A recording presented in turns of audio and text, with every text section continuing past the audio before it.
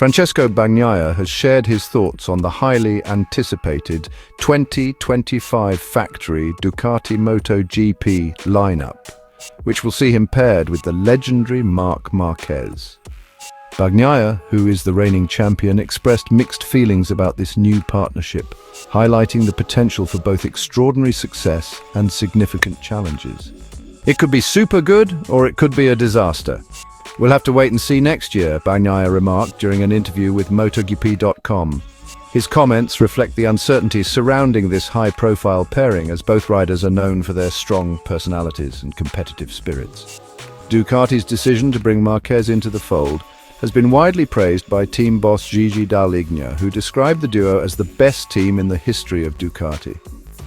The combined accomplishments of Bagnaia and Marquez make this lineup one of the most formidable in MotoGP history, boasting an impressive total of 11 Riders' World Championships. This number could increase to 12 if Bagnaia successfully defends his title this season, securing his third consecutive MotoGP crown. In comparison, the only other Ducati lineup that comes close is the Valentino Rossi-Nicky Hayden partnership from 2011 to 2012. That duo held a combined 10 titles, with 8 in the Premier class, which equals the current total between Bagnaia and Marquez. However, the dynamics of the Rossi-Hayden partnership were notably different. Hayden had won his title 4 years earlier with Honda, and Ducati was already losing momentum after Casey Stoner's championship win in 2007. The 2025 lineup, on the other hand, pits the current king of MotoGP, Bagnaia, against the most successful rider on the grid, Marquez. This decision by Ducati has not come without controversy, as it means the departure of young and promising riders such as Jorge Martin Enea Bastianini and Marco Bezzecchi. Bagnaia acknowledged the gravity of this decision, noting that Ducati has shifted its strategy away from nurturing young talent in favor of bringing in a proven champion like Marquez. For sure, Marc will be super competitive, Bagnaia said, acknowledging Marquez's speed and talent. Next year, he'll have the top materials, similar to what he has now, but being in red, Ducati colors, will give him even more motivation to be at the top. However, Bagnaia also hinted at potential pitfalls, particularly if tensions arise between the two riders. It could be a disaster if we start screaming at each other or having some discussions, he warned, though he expressed confidence that both he and Marquez are very smart and capable of making the partnership work. Despite the respect between the two riders, there have been on-track incidents in the past that could foreshadow challenges ahead. Notably, Bagnaia and Marquez collided at the second round of the season in Portimao, leaving both riders on the ground. Bagnaia also narrowly edged out Marquez after contact at Jerez and was overtaken by Marquez for second place at Le Mans. Marquez, who is currently riding a year-old GP23 for Gresini Racing, has not been in contention for victory since these events. Bagnaia also commented on the loss of key riders like Jorge Martin, who is leaving Pramac for Aprilia, Enea Bastianini, who is joining Tech 3 KTM, and Marco Bezzecchi, who will also move to Aprilia. Bagnaia described their departure as a huge loss for Ducati, as these riders were among the fastest on the grid, and their absence will give rival manufacturers a significant advantage. To lose 3 riders like them is a huge loss, because you're giving other manufacturers 3 super-fast riders. We will have 3 more contenders, but without the possibility to see their data, Bagnaia said, emphasizing the impact of these departures on Ducati's strategy. Looking ahead to the remainder of the season, Bagnaia reflected on his performance so far, noting that the first part of the season was challenging. The first part of the season wasn't so good. The first 3 to 4 races, he admitted, I won in Qatar, but then in Austin and Portimao we struggled a bit because in the test we missed something to try. We didn't finish completely the job because we had a lot of work to do, and we finished it in Jerez Friday.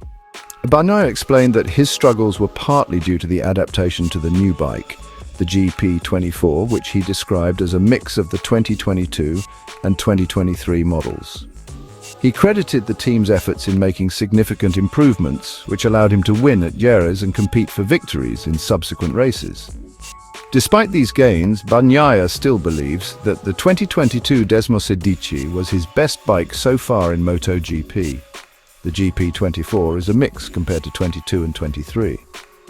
But I think the 22 was still on top right now. That was for me the best one I ever had in MotoGP, Bagnaia concluded, indicating that while the current bike is close to perfection, there are still little details that need to be addressed. As the 2024 season progresses and the 2025 lineup approaches, all eyes will be on Ducati to see how this new partnership between Bagnaia and Marquez unfolds. Whether it will lead to unprecedented success or prove to be a volatile mix remains to be seen. Ducati Motor Holdings CEO Claudio Domenicali recently shed light on the factors leading to the strained relationship between the Italian manufacturer and MotoGP rider Jorge Martin, which ultimately influenced Ducati's decision not to pair Martin with Francesco Bagnaia in the Ducati Lenovo team for the 2025 season. Domenicali admitted that initially he was inclined to choose Martin as Bagnaia's teammate. However, tensions arose within Ducati when Martin repeatedly expressed his reluctance to remain with the Pramac racing team beyond 2024, starting in late 2023. This stance, according to Domenicali, created a sense of unease within the team as Martin had been with Pramac since 2021 and was eager to join the factory team. The CEO suggested that Martin's public declarations of his unwillingness to continue with Pramac eroded the trust between the rider and Ducati. He made it clear from the beginning, saying, "I won't stay at Pramac," and that led to certain ties being severed. The one thing Jorge should not have done was say that he didn't want to stay with Pramac, Domenicali explained. Domenicali further elaborated that once a rider starts saying no to certain options, it leaves those making the decisions with fewer choices to consider.